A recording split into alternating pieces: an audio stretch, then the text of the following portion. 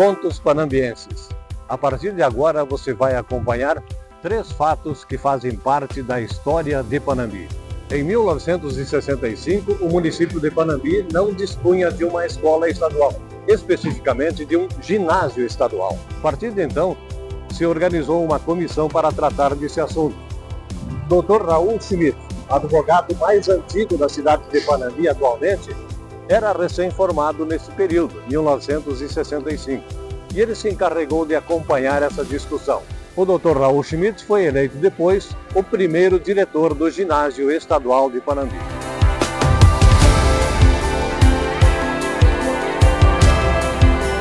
Até o ano de 1965, Panambi não possuía uma escola, um ginásio estadual.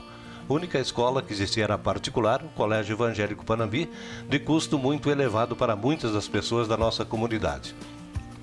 Em razão disso, criou-se naquela oportunidade, em 1964, 1965, uma comissão com o objetivo de criar em Panambi um ginásio estadual para favorecer as pessoas com menos recursos financeiros. Criou-se essa comissão e naquele tempo o Dr. Raul Schmidt, um jovem advogado, foi convidado também a participar deste movimento. Dr. Raul Schmidt, hoje o advogado mais antigo da cidade de Panambi. Nos conte como foi esse começo, essa instalação do ginásio estadual em nosso município. Realmente, Neri, para mim, sempre é emocionante falar naqueles momentos, nesse fato histórico tão importante para Panambi, como foi o início da criação do ginásio estadual. Imaginem vocês, eu com 20 e poucos anos, um jovem advogado, tentando iniciar minha vida profissional e participar dos movimentos comunitários locais. E dentro desse contexto, aconteceu que uma comissão criada em Panambi, o Círculo de Pais e Mestres dos alunos do então Grupo Escolar Pindorama, estabelecido ali na rua Rio Branco. Barão do Rio Branco. E esses pais e mestres, vendo seus filhos concluírem o curso primário, aí vamos falar um pouquinho como era o ensino antigamente. Isso. O primário era 5 anos, depois tínhamos 4 anos de ginásio, e posteriormente ao ginásio é que vinha o científico, o técnico, mais 3 anos, para ingressar numa faculdade através do vestibular. Os 4 anos primários, mais os 5 anos primários, mais os 4, primário, mais 5 do ginásio, formam hoje o primeiro grau. O primeiro grau. E a passagem do primário para o ginásio, havia um tal de exame de admissão, né? Então, nesse contexto, vejam vocês, 1965, o nosso município, uma jovem cidadezinha aqui do interior, com menos de 10 anos, né? Procuraram os pais, vendo seus filhos concluírem o curso primário, não tinham mais chance de continuar no estudo, indo a Porto Alegre, na Secretaria de Educação. O Amaral de Souza me encaminhou à secretaria, me indicou a pessoa, e eu cheguei lá e, examinando o pleito de Panambi, onde está aqui, o governador autorizou que nós dessemos prosseguimento para criar o colégio, esse ginásio em Panambi. Acontece que nós estamos já em fins de março, as aulas já deveriam ter sido iniciadas e nós não temos nada em Panambi como começar um ginásio. O senhor não assume? Se coloquem vocês no meu lugar. 20 e poucos anos, com esse pedido, com toda a comunidade olhando para mim, e foi um momento muito difícil e ao mesmo tempo, estou me emocionando, pessoal, de dizer eu assumo. Saí de Porto Alegre, um documento, que na época se chamava um fono, que eram comunicações internas da Secretaria de Educação, dizendo que o senhor Raul Schmidt, assim, fica credenciado e a assumir a direção e promover a criação do ginásio, fazer o funcionamento do ginásio em Panambi. Então eu saí de Porto Alegre como primeiro diretor de um ginásio que não tinha nenhum lápis e nenhuma folha de papel. Esta é a história até aquele momento. Isso foi lá por fins de março de 1965. No dia 15 de abril de 65, e por isso que ficou essa data como data de início, nós fizemos o primeiro exame de admissão com os alunos, os futuros alunos. O exame de admissão era um mini vestibular, realmente, na época, né? E aí já vem um episódio assim que isso me emociona pensando no fato em si. Tudo era novo, tudo era diferente, e eu procurei desburocratizar o máximo possível para facilitar esse início. Nós tínhamos que se iniciar, o ano letivo já estava correndo, né? E no exame de admissão, na chamada dos inscritos, todo mundo aí sobrou um aluno, um gurizinho de 10, 12 anos, não recordo mais. Eu digo: e você, moço? Eu queria fazer o exame. Mas você se inscreveu? Não vi nada aqui, você não... Que tinha na época, né? Certidão de nascimento e tudo, né? Não, eu não sabia, eu vi na rádio hoje e vim aqui. E eu, sensibilizado, digo: faça o exame. E amanhã você me traz tais papéis aí que eu faço a tua inscrição com data de hoje de manhã. E não. E realmente foi feito.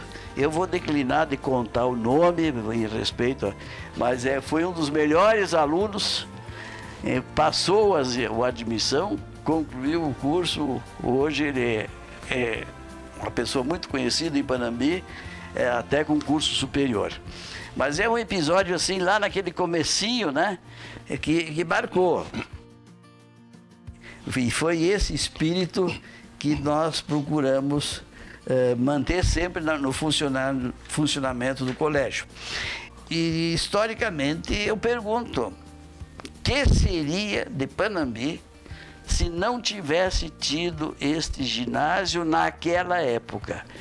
Quantos milhares e milhares de alunos passaram pelos bancos escolares do hoje Colégio Poncho Verde, mas que começou lá naquele ano de 1965, com uma turma.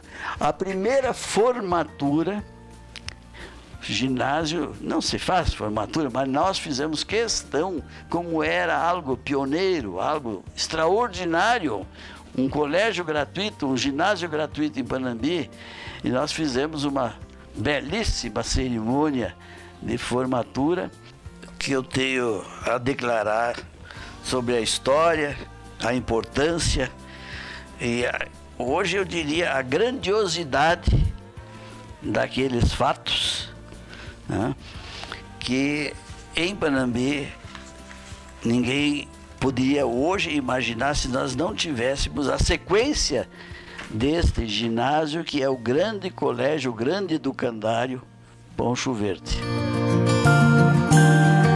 Nas décadas de 1960 até 1970, o município de Panambi tinha aproximadamente 15 mil habitantes e 3 hospitais em funcionamento. Hoje, a cidade de Panambi está com 45 mil habitantes aproximadamente e apenas um hospital. Quem fala do sistema de saúde de Panambi, especialmente dos hospitais, é o Dr. Bruno Golder, que chegou em Panambi 3 anos depois da inauguração do Hospital de Caridade, que foi em 1968. Ele chegou em 1971 e foi o 4º médico de Panambi. Ele nos conta essa história.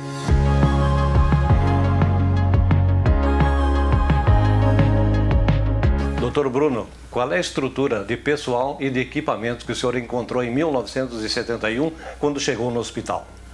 O hospital, que estava em fase de construção, ele ainda estava sendo aparelhado para que fizesse a sua função dentro da sociedade. Não havia muita coisa, havia o básico. Existia dentro do hospital uma sala de cirurgia, uma sala obstétrica, mas para a sala de partos. Existia uma cozinha, existia uma lavanderia e o laboratório era terceirizado naquela época.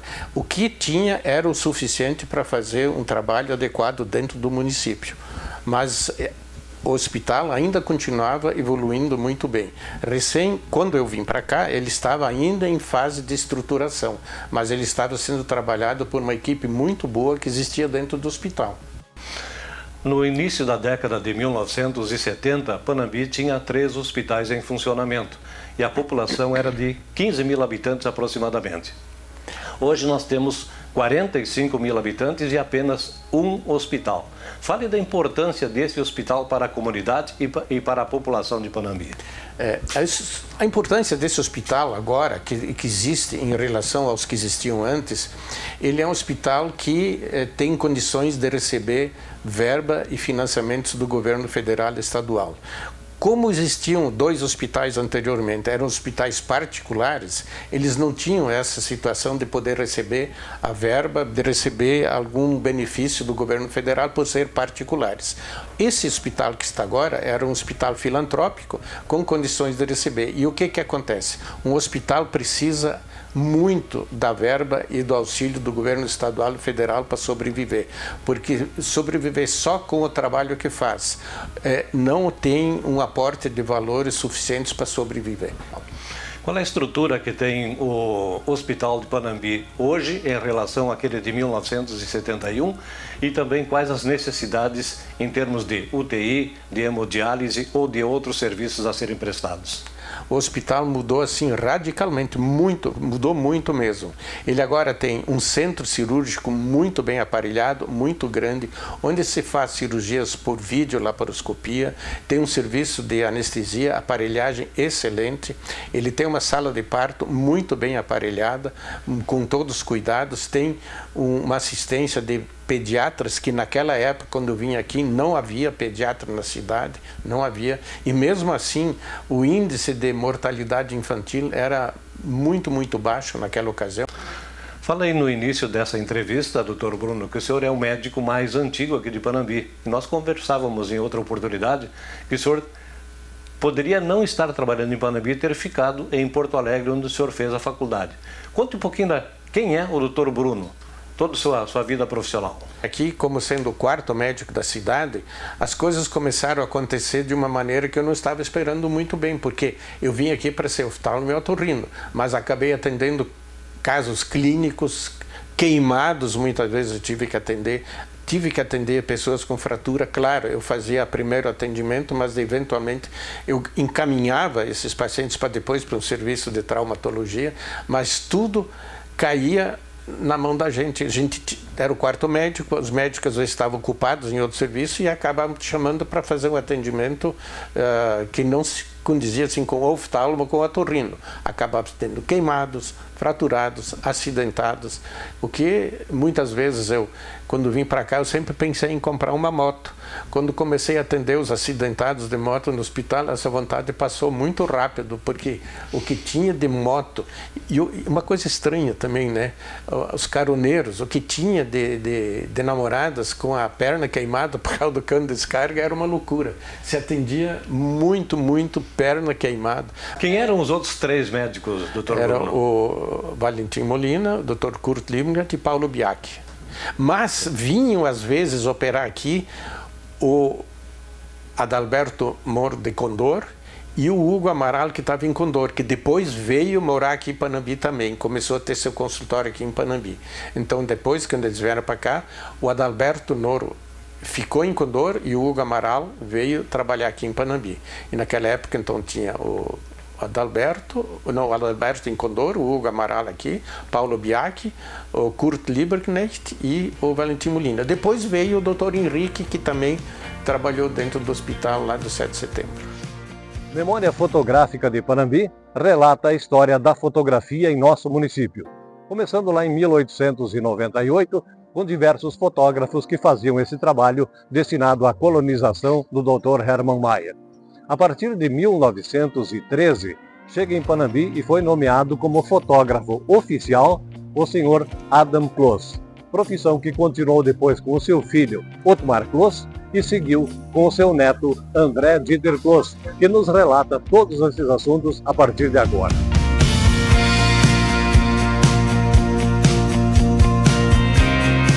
Adam Kloss foi nomeado pelo Dr. Hermann Mayer como fotógrafo oficial da colonização. Depois do seu Adam Close, trabalhou também na Foto Close a sua esposa Frida, o pai do André, seu Otmar, e o André, que foi o último herdeiro então da Foto Close.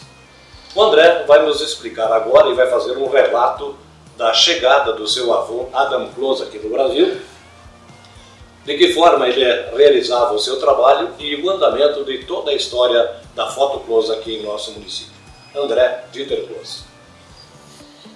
Adam Close nasceu em Schwabenheim, na Alemanha, no dia 5 de abril de 1890. Aos 16 anos, foi para uma cidade polo daquela região, onde cursou técnicas de fotografia com um renomado profissional naquela cidade. Com 17 anos, passou a frequentar como assistente aulas em que um fotógrafo profissional retocava negativos antes de fazer as cópias, pagando o preço de 1 D-Mark, Deutsche Mark, por hora de aula como ouvinte. Vamos agora então à questão da fotografia aqui em Panambi. Como eram as fotografias naquele tempo? Como é que o seu avô trabalhava?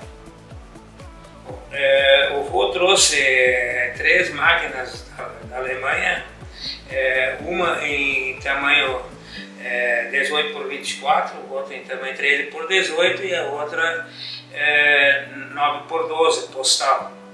Isso porque na época não se tinha capacidade de ampliar fotos. Se o cliente queria uma foto 18 por 24, você tinha que tirar a foto numa chapa 18 por 24. Uma máquina específica. Máquina específica. Ele até trouxe um equipamento junto para fazer cópias. Mas a energia elétrica em Panambi em 1913 não existia. Então o equipamento de impressão dessas fotos era movido pela luz solar. E por isso que, se alguém lembra do prédio do nosso estúdio, ele tinha um lado ainda, todo ele com vidraças, né? Que eram vidraças ocupadas dos negativos, né? Mas é que precisava de luz, mas dentro do estúdio não tinha instalação elétrica para fazer fotografias. Esse percentual do acervo da Foto Close, André, quanto ainda pode ser aproveitado? Percentual. Bom, eu não gostaria muito de me arriscar a dizer quanto. Tem bastante coisas que poderiam ser aproveitadas, mas como o nosso acervo é basicamente de fotos de família, isso só interessa para aquela família, e eu também não posso pegar a foto da família X e vender para Y. Não tem como. Direito de propriedade. Exatamente. Então tem toda uma questão de ética também. E a maior parte das nossas fotos é família, documento, alguma coisa de paisagem. Né? Mas aí teria que se botar esse material tudo numa sala grande, pegar os livros onde é que a minha avó e minha mãe, depois meu pai, anotaram os nomes com os respectivos números para ver se a gente consegue casar alguma coisa. Desde 1913 até agora, são milhares de fotos que foram tiradas. A pergunta é essa: qual a mais importante que a Foto Close tirou? Não sei se é a mais relevante, mas o negativo que mais gerou cópias, e muita gente também ocupou essa imagem, esse arquivo para ilustrar outras publicações que nada a ver que tinham com essa foto. É uma foto tirada pelo meu pai ali na segunda metade dos anos 80, em que na praça, mais ou menos onde hoje está localizado o monumento do Rotary,